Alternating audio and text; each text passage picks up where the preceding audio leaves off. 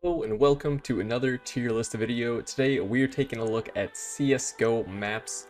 Now CSGO is probably the game I put more hours into than any other game, and so while I'm certainly not an expert even now, I've played all these maps countless times. There are some other, newer operations maps that I haven't included because I haven't really played them a ton, but every map on here, I've played pretty much since their release, whether that was in Counter-Strike Source 1.6 or in CSGO. So jumping in, we have Nuke. This is a map that has gone through some changes over the years. It was changed slightly from Source to CSGO, and then it was changed again in CSGO and then completely reworked. And I would say before the rework, I preferred playing it, but I will say the map is definitely more balanced now than it was prior to the rework. That being said, I don't love the new Nuke quite as much as I loved the old one. Playing on CT side was just so crushing for the T side if you did it properly on the old one, which I understand why that needed to change, but it was still a lot of fun to play. That being said, I'm willing to play the new Nuke map. It's not my favorite, but it's certainly a good one and certainly more well-balanced than it used to be, so Nuke can find itself comfortably in the B tier. Up next, we have Train. This is another map that has undergone some reworks since coming to CSGO, and I will say that in its current state, it's okay. It's not my favorite map, but previously, before it got underwent the mini rework that it took in CSGO, I will say it was horrible. Pre-rework Train was probably one of my least favorite maps in the game, and honestly, even now with the new rework, I do like it more. That being said, I really hate playing CT side on this map. There's just no place on the site that I like to sit. So honestly, Train gonna find itself in the D tier. Up next, we have Dust 2. This is like the most classic CSGO map ever. Even if people don't play CSGO, usually they know what Dust 2 is. And honestly, for good reason. It's a pretty well-balanced map. It's simple, but it's good.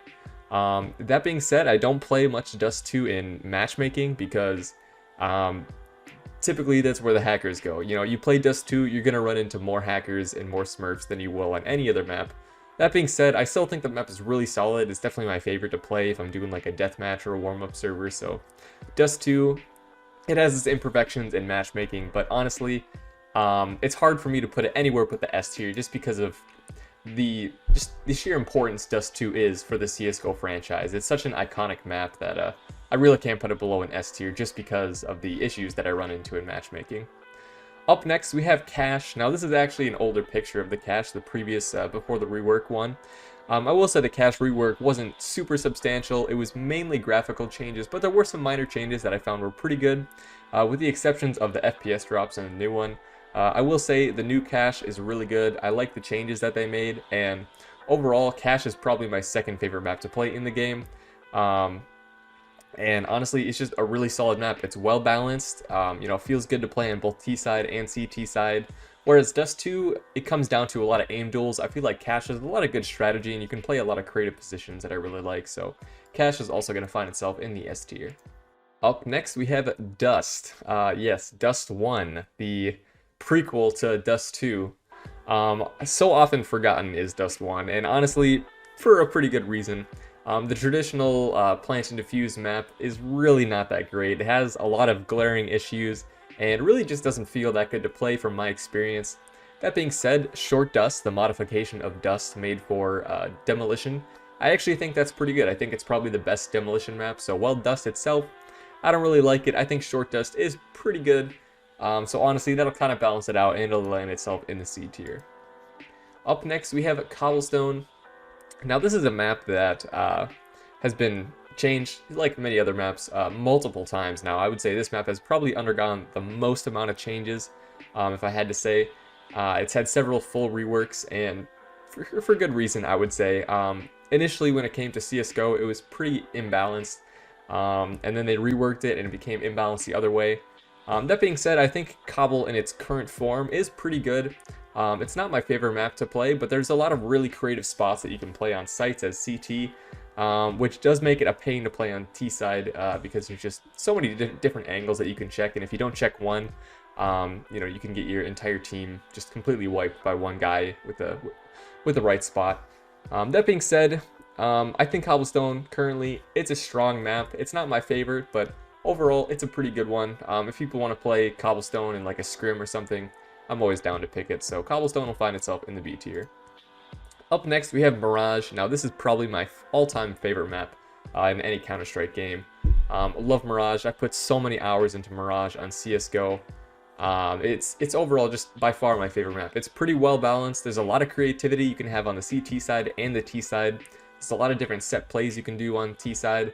There's a lot of good set smokes that are not like super crazy to try and pull off like they are on some other maps. It's relatively simple, straightforward, but there's a lot of diversity to the map, and honestly, it feels pretty good to play. So Mirage is definitely going to be in the S tier for me, by far my favorite one to play. Up next, we have Overpass. This is another map that has undergone some minor changes since being released in CSGO. And honestly, I think right now it is at a very strong point. It definitely feels CT-sided still. That being said, I've definitely had games where we pull off, 13, 14 T rounds, and then we switch sides, and the other side pulls off 13, 14 T rounds. So it's a very strange map in that sense, where if one side isn't good at holding the CT positions, the T side can definitely run over the other team. But honestly, Overpass, I think it's really fun. It's definitely a solid map pick, and in pro play, it's definitely my favorite map to watch, with the exception of Inferno, actually. So Overpass gonna find itself in the A tier. Up next, we have Vertigo. Honestly, this is kind of been a meme map for a long time. Prior to its rework, you pretty much only picked Vertigo if you were trolling or you were trying to like D-rank or something. I mean, I queued up for a couple of Vertigo games back in the day, and I would say like half to 2/3 of them, we came up against people who were D-ranking, and this is before you could get banned for suiciding too many times, and at the start of every round, they would just all jump off the edge. The game would be over in like 10-12 minutes.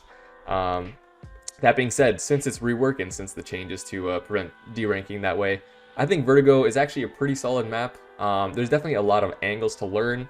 There's a lot of different spots and different nooks, crannies, smokes you can throw, nades that can be completely devastating, but you really have to learn them. So Vertigo, it's not an easy map to get into right away, but once you get to know the smokes and the positions, I think it's a pretty solid map, and another one I do enjoy watching in pro play. So Vertigo will find itself in the B tier, actually. It would be A tier, but it has quite a bit of a steep learning curve, which turns some people off to it, so it'll have to remain in the B tier. Up next, we have Inferno. Just another incredible map to watch in pro play. I would say this is definitely my favorite map to watch in pro play. It seems every time teams play on Inferno, the series always delivers, and honestly, pretty much same thing in matchmaking. I really like playing Inferno, both CT side and T side. I think there's a lot of fun, interesting strats, especially on B side. I mean, there's pretty much countless setups you can do on CT side, and on T side, there's a lot of different set smokes that are really good, that really aren't too hard to learn as well. So Inferno, overall, just a really solid map. I do miss the old Inferno. I would say, there were certain aspects that I liked the old Inferno more than the new one, but I think the new one certainly delivers quite well, so it'll find itself in the A tier. Up next, we have the hostage rescue maps. A lot of people don't play these a whole lot, but honestly, I think it's still fun to play them occasionally. Back in Counter-Strike Source, I actually played mostly hostage rescue, if you can believe it or not. But, I just really enjoyed it back then. In CSGO, not quite so much, but played a lot of each of these maps in Counter-Strike Source. So, up first, we have Italy, which I would say is probably my least favorite CSGO hostage rescue map. It just feels really bad to play on T side. I feel like on CT side, you just get so much of the map so early on, and even if the CTs are rushing, you just claim so much space on CT side so easily, so really not a fan of the balance on Italy. I feel like it was a little bit more balanced in CS Source, but in CSGO, definitely going to be a D tier for me. Up next, we have Office, which honestly, even people who don't like playing hostage rescue are usually like okay with playing Office, just because so often the round has nothing to do with the hostages. I mean, I would say when I play Office, 95% of the rounds end in one team or the other getting wiped without the hostages even being touched. And honestly, I think that makes it pretty fun. I think hostage rescue, it's a certainly unique mode, but I would say Office is probably, it does a good job of kind of blurring the line between the plant and defuse and the hostage rescue game modes. And I just think it's a really fun one to play with your friends, especially if you play in a 5Q. I think you can really wipe the floor with other people in Office, so I will say it's probably my favorite hostage rescue map in CSGO, and it'll find itself in the B tier. Up next, we have Militia. Honestly, probably the map that I've played the least out of all of these maps. and for good reason. I really do not like Militia. I don't like playing it on T side. I don't like playing it on CT side. It just feels so weird to push into the map on CT side, and it feels just as weird to hold it on T side. And there's just so many different routes that you can take that I feel once the CTs get to the hostages, pretty much your only choice on T side is just to get to the hostage rescue zone, because you just have no idea where they could be or where they're going to go, because it's just, the map is kind of just a maze of tunnels, doors, you know, buildings. So really not a fan of Militia, and it's going to be the first and only F tier. Up next, we have Assault. Honestly, one that I played a ton on Counter-Strike Source. I played a 24/7 Assault hostage rescue server pretty much religiously back in the day, and I put a lot of hours into it. And that being said, in CSGO, I'm not a huge fan of it. It's relatively unchanged from Counter-Strike Source to CSGO, so I don't know why I don't like it quite as much, but it's never really clicked with me quite as well, as none of the hostage rescue maps really feel quite as good in CSGO, I would say. That being said, I still think it's a decent one. It's a decent pick if you want to play hostage rescue and, you know, actually have the hostages play a role, unlike they do so often in Office. So CS Assault gonna find itself in the C tier. Well, that's my CSGO map list. Let me know your thoughts, and I hope you enjoy.